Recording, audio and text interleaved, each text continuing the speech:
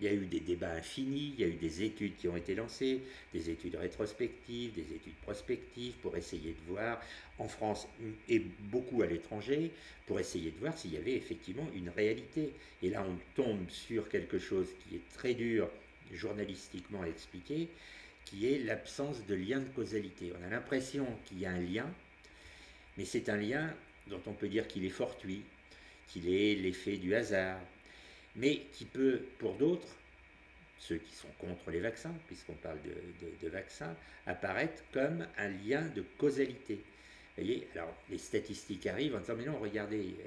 ces maladies neurodégénératives, ces poussées de sclérose en plaques ou ces scléroses en plaques seraient arrivées statistiquement de toute manière, même s'il n'y avait pas eu vaccination. Oui, mais c'est très difficile à expliquer et à croire quand vous rencontrez quelqu'un qui vous dit j'ai eu une poussée de sclérose en plaques dans les mois, dans les semaines qui ont suivi ma vaccination. Il se vit, et il ne simule pas, il se vit comme une victime, et tout, on a beau faire toutes les démonstrations statistiques que l'on pourra, dès lors qu'il y a cette inquiétude latente dans l'opinion, etc., ce relais médiatique, ces décisions politiques, eh ben, mon Dieu, les gens sont persuadés